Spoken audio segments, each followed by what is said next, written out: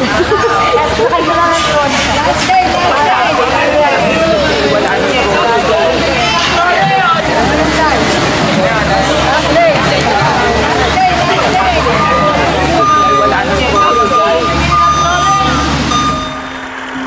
Ika-21 ng Hulyo, taong 2023. Dumadagundong ang ingay sa Riles. Hindi ito hudyat ng paparating na tren, kundi ang walang katapusang halihoy ng mga trolley drivers.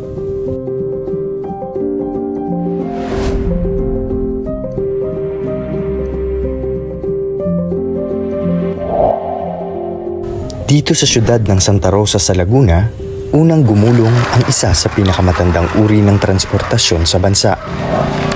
Subalit sa pagulong ng modernisasyon sa mga riles, isa ang Santa Rosa PNR Station sa mga ipinatigil operasyon. Bunsod ito ng 147-km north to south commuter railway project ng pamahalaan. Ito ay isang elevated at electrified urban rail transit system na tatakbo at mag-uugnay sa New Clark City sa Capas Tarlac, Metro Manila hanggang sa Calamba, Laguna. Tinatayang 5 taon ang magiging konstruksyon bago ito muling buksan sa publiko.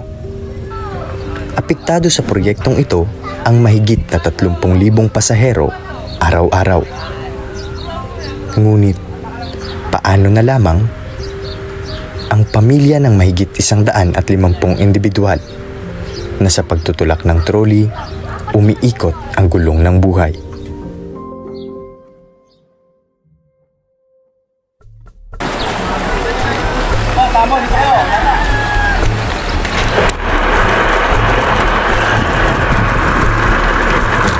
Mahigit 2 dekada nang nagtutulak ng trolley si Rogelio Cortez alias Daddy. Dito niya kinukuha ang pantustos sa gastusin sa bahay at pangsuporta maging sa kanyang mga apo.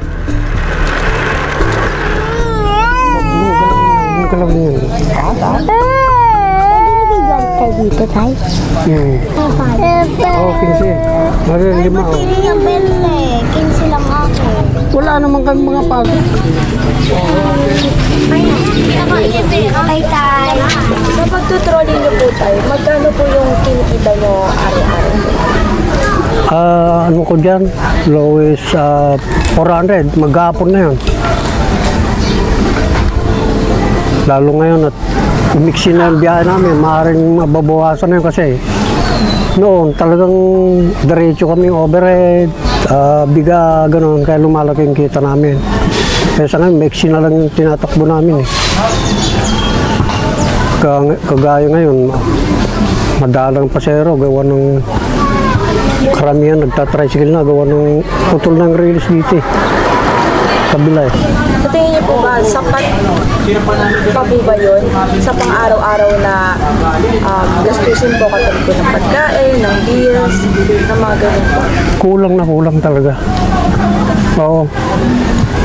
Kasi isipin mo na lang, sa bill na lang ng kuryente, magkano ang taas na ng bill ng kuryente ngayon. Kaya ipunin mo yung 400 mo ngayon, plus yung mga baon pa ng mga apo ko. Ako nagsusuporta kasi yung mga mga baon ng apo ko kasi wala namang trabaho yung manugang kong babae. Sa bahay lang talaga siya. Ay yung anak ko naman wala ding magandang trabaho. Sa edad na 12 anyos, naging lamanan ng riles si Kuya Balot. Mistulang naging palaruan niya ito noon at kalaunay pinagkunan ng pantustos sa kanyang pag-aaral hanggang sa magkaroon ng sariling pamilya. Nag-umpisa ako noon nag-aaral ako ng grade 3. Grade 3, 2000 na yata yan. Mga 2002 or 3. Doon ako nag-umpisa mag-trolley. Hanggang ngayon, 2003, tapos tumitigil din ako pagkaka ng construction, natigil. Ngayon ako lang nag-focus ulit sa pag-trolley. Simula nung 2018, nag-focus na ako sa pag-trolley ko. Bilang isang magta-trolley po, magkano po yung kinikita niyo po? Depende po ma'am, kung malakas po ang pasahero, sa maganda ang kita. Pero pag pang pasahero, medyo maliit lang po ang kita talaga. Minsan, maabot ng mga 500. Pag mahina, mga 300 to 200. Sapat naman po ba yung kinikita po natin sa pag-trolley po? Sapat naman po, ma'am. Sa pang-araw-araw namin pangangailangan. 3 lang po kayo eh. Anak ko po tsaka aking asawa. Ang kwento ni Daddy at Kuya Balot ay dalawa lamang sa mga kwento ng mahigit 150 trolley drivers sa bayan ng Santa Rosa, Laguna. Ang bawat isa ay may kanya-kanyang istorya sa likod ng bawat pagtulak at pagpadyak. Dumaan ang digmaan, revolusyon at mga sakuna. Buhay pa rin ang riles. Ngunit ang modernong panahon na pala ang huli nitong destinasyon.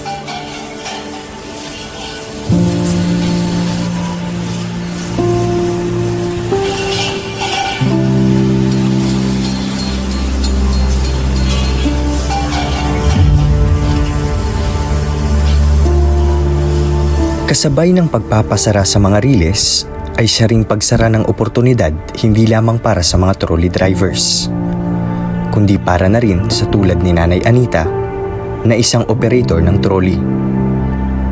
Katulad nila, naging sandalan niya rin ito upang maitaguyod ang kanyang mga anak at upang makaraos sa pang-araw-araw.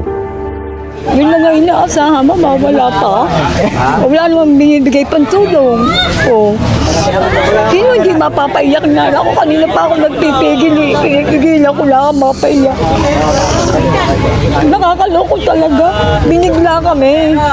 Wala pa yung pinansyal na pinangako. Ganyan na, pinatigil na. O.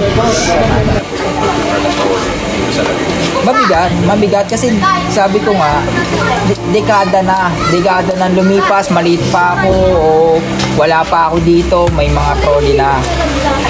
Ang akin lang din kasi, syempre, sa mga miyembro, may pamilya yan. Kami may pamilya. Parang tutusin, parang wala kaming karapatang mabuhay. Parang ganun eh. Inalisa kami ng ito, sa aming karapatan na mag-anak.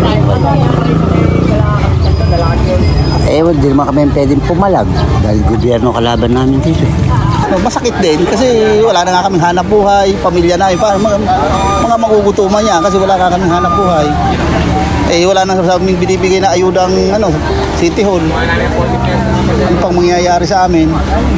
Di bali kung binigyan mo lang kami konting ayuda tapos trabaho, wala. Wala man lang silang binibigay sa amin. Ano bang mangyayari sa buhay namin ngayon? Saan kami kukuha ng pang-araw-araw na gastusin?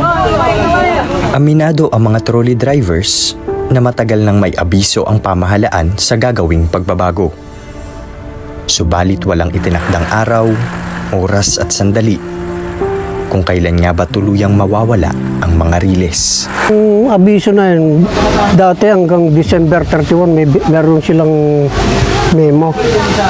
Hindi na bigla silang umabante rito sa amin kaya nga nangingi kami sa kanila ng ng palugit kung hanggang kailan kasi wala kami magagawa talaga kung anong sabihin sa itaas. Hindi kami handa. Kasi nga biglaan na ayan ang kontraktor, magbabako, maglilinis ng gilid, magpe-fencing. Doon pa lang, talagang walang paghahanda na nagawa kami. Hindi ko nga akalain na madalian na. Kumbaga hindi mo mapagandaan. Una-una, wala pa nga binibigay na tulong. Bakit ngayon ginagawa na? Pinatitigil na yung trolley. Masakit yung binigla kami basta-basta na Oh, tigil pasada na kayo sa trolley. O ayan o, 1.5 na kayo, okay na. Dapat ganun sana ginawa. Wala naman basta-basta kahit piso, wala. Hindi naman umano tumututol ang mga trolley drivers sa proyektong ito ng gobyerno. Subalit ang hindi lang nila lubos matanggap ay kung bakit tila hindi sila kasama sa planong pagpapaunlad. Kung sa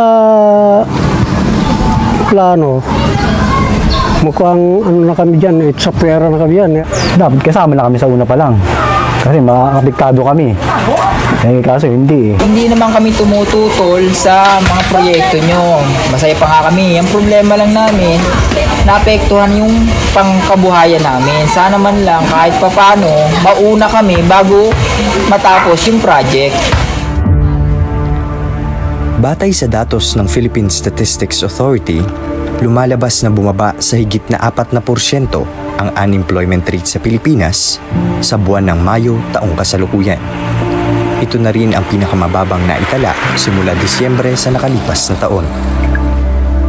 Ngunit wala ito kumpara sa laki ng perwisyong nararanasan ng nakararami dahil sa kakulangan ng oportunidad sa bansa.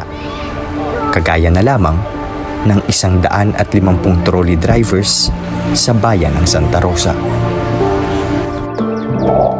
Hindi maipagkakaila ang pag-usad ng mundo tungo sa modernisasyon. Hindi rin naman makasasama kung aangkas tayo sa pagbabago. Sa pagsasakatuparan sa layuning mapaunlad ang PNR bilang transportasyon para sa nakararami, naway layunin din itong mapaunlad ang buhay ng bawat mamamayang Pilipino. Dapat ay walang masasagasaan, maiiwan at walang parikadang hahadlang para sa mga katulad ni na Kuya Balot, Daddy at Nanay Anita. Dahil kung ang katumbas ng pag-unlad ay paglimot sa mga tunay na nangangailangan, mabuti pang manatili na lamang sa luma at kinakalawang.